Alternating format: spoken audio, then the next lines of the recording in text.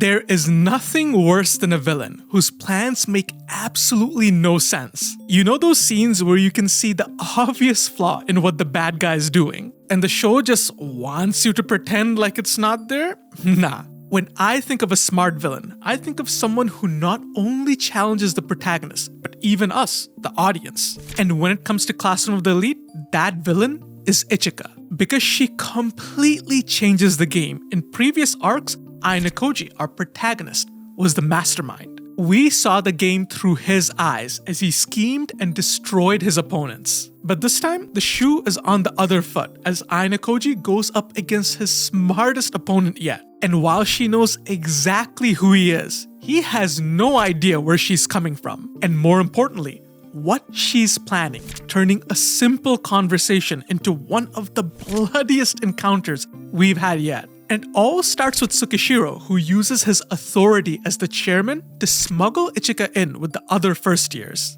all for the purpose of expelling Ayanokoji. He also creates a special exam to put Ayanokoji at a major disadvantage, the partner exam, where second-year students like Ayanokoji have to pair up with first years to take a written test. And the combined score will determine Ayanokoji's fate, because even if he scores perfect, if his partner scores a 0, he's done.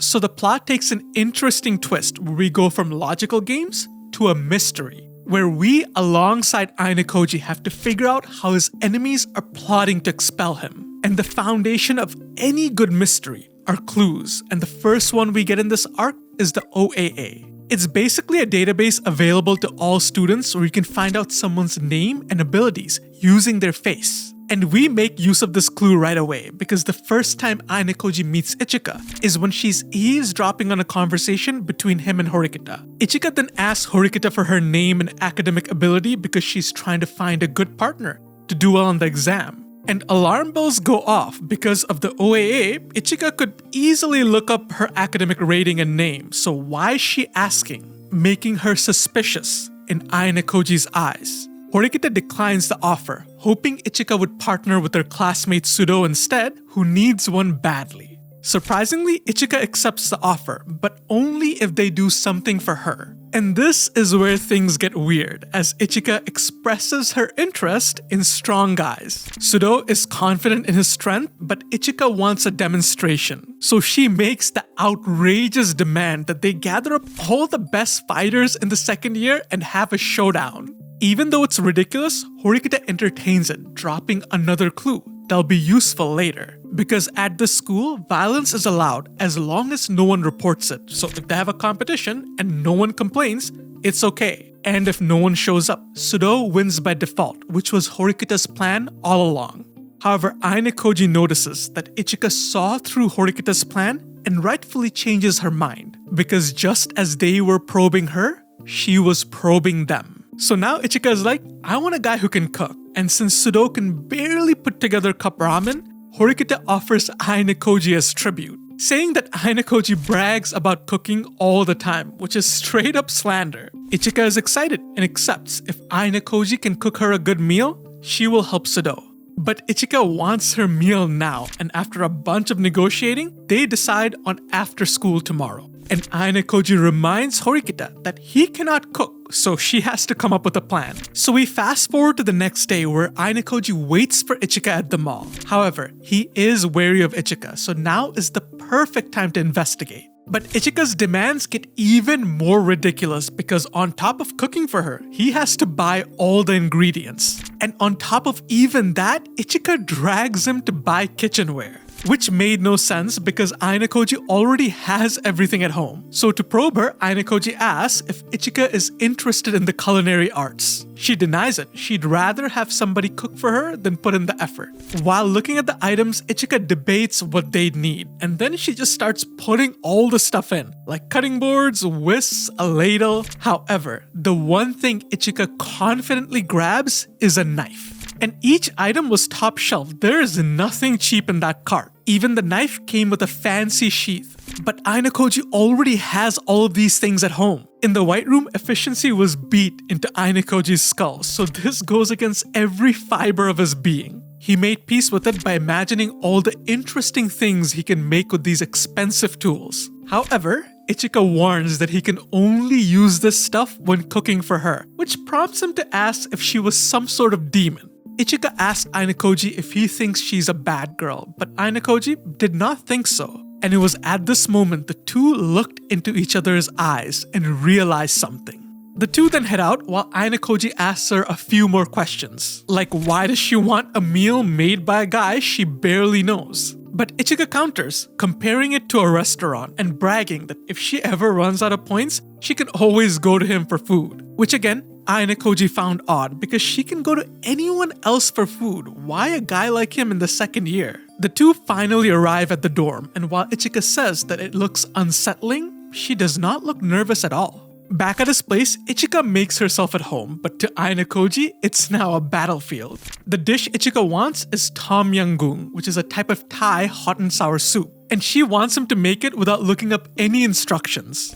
Normally an impossible task, but this is where Horikita's plan comes in. First, Ayanokoji offers Ichika a seat, making sure that she can see the kitchen, because the plan relied on Ichika being able to see the kitchen from one side.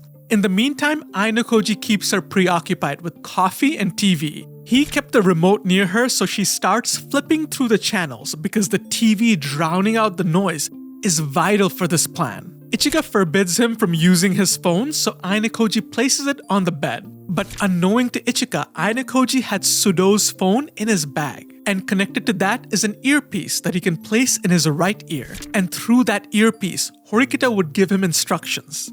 The entire plan relied on giving Ichika false information, like placing the phone on his bed, to give the illusion that he no longer had a phone. He positioned her so she could see the left side of his face but couldn't see the right side where the earpiece was. If Ichika tries to check, he can just pretend to scratch his face and put the earpiece in his pocket. And the final test was for him to peel an apple using the knife that they bought earlier.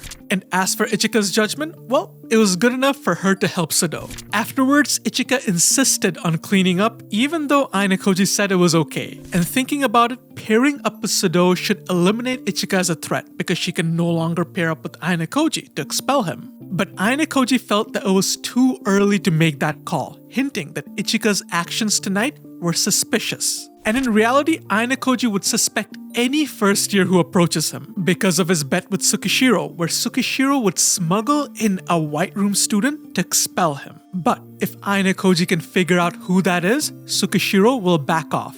And because of this bet, Ayanokoji is similarly wary of two other first years who approached him before Ichika, Nanase and Hosen. They both locked eyes with him even though he's a total stranger to them. The two first years plan to broker a deal with Ayanokoji's class so they can both survive the exam, since both of them are from class D and bottom of the barrel. But Hosen stands out in the worst way imaginable, picking a fight and breaking down negotiations. Rather than cooperate, Hosen seemed adamant to extort private points from Horikita. But Nanase is the complete opposite as she keeps Hosen in check by threatening to release important information, framing it as revealing quote-unquote that, which Ayanokoji finds interesting. Nanase further helps Ayanokoji by being the bridge between their classes. And on top of that, she gives Ayanokoji other clues about Ichika without even realizing it, revealing that this batch of freshmen knew way more than they did, especially the importance of private points. With all of this in place, Ayanokoji starts piecing together Ichika's strategy. But there's still one piece missing, and for that, he relies on his girlfriend, Kei. Ayanokoji tells Kei to investigate the store where him and Ichika went shopping, and she finds another clue. But Ayanokoji doesn't reveal the clue to us, hinting that it's an item that isn't sold often. And only one first year has tried to buy that item and the sale did not go through because another female student stopped the person from buying the item.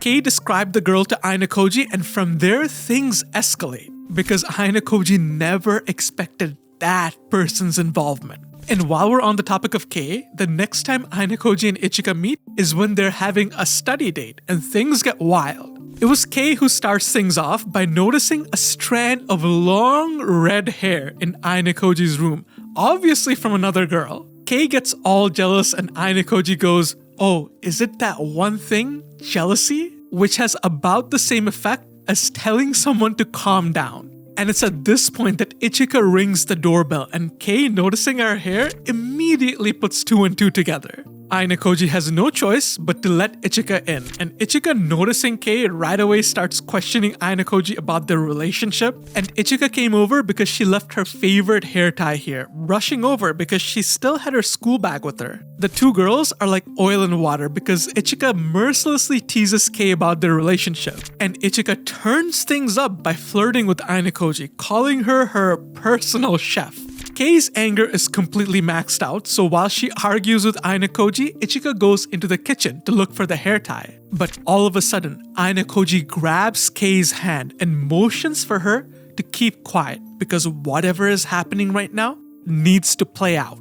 Ichika finds what she's looking for and is on her merry way, leaving Ayanokoji to deal with all the chaos. However, with this one small moment, all of Ichika's dominoes fall into place. And this becomes apparent when Hosen sits down with Horikita to finalize their agreement. But the meeting was a fake because Hosen refuses to budge, asking for even more points. And when Horikita walks away, Hosen gets desperate. He threatens violence to coerce them into a bad deal, and in the process beats up both Horikita and Sudo. And Hosen's actions made no sense to Ayanokoji. Why would he turn down this agreement when it's mutually beneficial? Why fly off the handle for no apparent reason? Ayanokoji had been analyzing Hosen this entire time, and Hosen was not stupid. None of it made sense until Hosen pulls out a knife and rushes at Ayanokoji.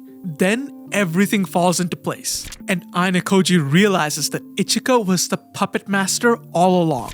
So Ayanokoji did what he needed to do. He leaped in with his hand as the knife pierced his palm, because getting stabbed is the only way Ayanokoji can survive. But why? How does this all come together? Okay, so let's take it from the top. Not relying on the OAA was Ayanokoji's first clue that Ichika is suspicious. Given her high score in academic rating, she's not stupid. She should know how to do this. Next is the cooking challenge, which is already suspicious, but Ayanokoji's questions, and more importantly, Ichika's answers, sealed the deal. Ichika had no interest in cooking, and there was no particular reason why Ayanokoji had to cook her a meal, so there had to be another motive. The next clue was on the shopping trip, and Ayanokoji noticed Ichika's uncertainty when it came to buying items. But when it came to the knife, she not only knew which one to buy, but even where it was. She's new to the school and doesn't cook for herself. Why would she know where they sell knives, and for that matter, which one to buy? Another clue is when they arrive at the dorms. Even though Ichika said that she was nervous, she did not look it at all, which means she's been here before. But the clue that tied it all together was Kei's investigation. Kei informs Ayanokoji that a first year tried to buy the knife similar to the one Ichika had him buy, which already is super suspicious because remember, the knife is one that people don't buy that often. And the reason for that is that it's super expensive, and as Nanase told Ayanokoji earlier, the first years this time around are way more cautious about private points. So it was already strange that a first year was trying to buy this knife, but the girl who stopped the sale made the whole thing more interesting. Given the girl's description, Ayanokoji knew that the girl was Ichika, so the one trying to buy the knife had to be Hosen. Hence Ayanokoji's shock that Ichika is involved with Hosen. Once Ayanokoji put those things together, everything else kind of falls into place. Like when Ichika insisted on cleaning up after he cooked her dinner. Ayanokoji knew that she must have left something behind that would let her come back because her entire plan depended on it. So when Ichika arrived, even though Ayanokoji pretended like he wanted to turn her away, he didn't. Ayanokoji knew that Ichika was there to carry out her plan. This next part relies on a bit of speculation, but it's completely possible that Ichika scoped out Kei's identity as Ayanokoji's helper. She likely spent her time in the store waiting for Ayanokoji or anyone else to come asking about the knife to the store clerk. Since Kei had no idea who Ichika is, she wouldn't be wary of her, and then Ichika could listen in on the conversation and put everything together. This was actually foreshadowed during Ichika's introduction because she listens in on a conversation between Ayanokoji and Horikita. Or Ichika could do exactly what Kei did. She could question the store clerk if anyone else came in asking about the knife. Then using whatever description the store clerk gave her, she could look through the OAA and identify Kei. Then it's a simple matter of stalking Kei and waiting until she goes to Ayanokoji's room. This was likely the way she stopped Hosen from buying the knife, by stalking him. Because there's no other way Ichika would be there at the perfect time to stop the transaction. And even if Kei didn't visit him, Ayanokoji knew that Ichika had a backup plan. She would just show up and demand food. Ichika already planted the seeds for that, telling Ayanokoji that she would rely on him for meals. And Ichika carefully hides the fact that she waited until Kei was there to make her entrance, by still having her school bag with her. Having it implies that she came right after class, not that this was all premeditated. But why would Ichika need the chaos? She needs it to retrieve what is central to her plan, the knife she had Ayanokoji buy. That's why Ayanokoji held Kei's hand and told her to stay quiet. He knew that whatever plan Ichika had, she was going to the kitchen to carry it out. Ichika then grabs the knife and gives it to Hosen, who uses it not to stab Ayanokoji, but to stab himself. Hosen denied negotiations and orchestrated this entire fight in order to create a situation where he could blame Ayanokoji for stabbing him. Since it's on record that Ayanokoji bought the knife, it's a compelling case. And whether there's an exam or not, Ayanokoji will be expelled, if not handed over to the police. By moving his hand in the way of the knife, Ayanokoji takes the bullet out of Hosen's chamber, and contrary to what should have happened, he now has leverage on Hosen. Ayanokoji then uses the leverage to make Hosen his partner. Because Hosen, being as self-interested that he is, he would never tank an expulsion to expel anyone else. From the beginning, we had all the clues to figure this out, but that raises a question. Why did Ichika fumble? Why did she deliberately leave clues about the knife? Why did she leave other clues like not using the OAA? If you look at things closely, it's almost like Ichika is trying to help Ayanokoji instead of expelling him, delivering the perfect partner on a silver platter. And this is the reason why both Ichika and Classroom of the Elite are brilliant. It's clear at this point that Ichika is from the White Room. Her plan is way too clean for it not to be. And this is all happening because of Ayanokoji's bet with Tsukishiro at the end of year 1. That Tsukishiro will smuggle a White Room student in with all the other freshmen, and if Ayanokoji can figure out who that is, Tsukishiro will back off. So Ichika is handed this task, but she had her own ideas, and Ayanokoji is starting to figure out why. At the beginning of the story, Ayanokoji explained that the White Room student wouldn't only try to expel him. They've heard all their life about how great Ayanokoji's accomplishments are, and it was instilled in their soul that they have to become someone who can surpass Ayanokoji. However, they would be curious about him. They would want to observe him up close. Ichika did desire that, but for a completely different reason. Because even in the White Room, Ichika was an anomaly, while everyone else was in awe of his accomplishments. Ichika just waved them off as being fake. So when Ichika arrived at the Advanced Nurturing High School and was handed this assignment, she would use it to test Ayanokoji to see if he lived up to the image sold within the White Room. She devised her plan in such a way that if Ayanokoji could figure it out, he would get the best partner for this exam. But if he failed, he would get expelled no matter what. This is where Hosen comes in, because Ichika knew of the loophole that Tsukishiro could exploit. If Ayanokoji partners with someone, but that someone cannot take the exam, Ayanokoji is done. And this can be accomplished through violence. If Tsukishiro beats up the person Ayanokoji partners with, game over. Again, for violence, if it can't be proven, it can be done. This was foreshadowed in Ichika's introduction, where she wants to get all the strong second years to have a showdown. It was to draw our attention to this rule and this loophole, because Hosen is a person who's very difficult to take down using violence. However, even this loophole has a loophole, and it draws a beautiful parallel between the first and second years. Because Ayanokoji could use the tactic we learned at the very beginning of the story to overcome this challenge. Even if Ayanokoji's partner can't take the exam, Ayanokoji could just score a perfect on the test and then use private points to buy one extra point, pushing him into safety. But Ichika shut down that hack with her strategy, because if Ayanokoji is caught stabbing someone, exam or not, he's gone. And since Ayanokoji passed Ichika's test with flying colors, Ichika accomplished what she was trying to do from the very beginning. To prove to Ayanokoji that if he is the real deal, Ichika is not his enemy, but his ally. Words are cheap and actions mean much more, and Ayanokoji even told us that he realized this was what Ichika was doing as early as the shopping scene, when the two of them lock eyes and Ichika asks Ayanokoji if he thinks she's a bad girl.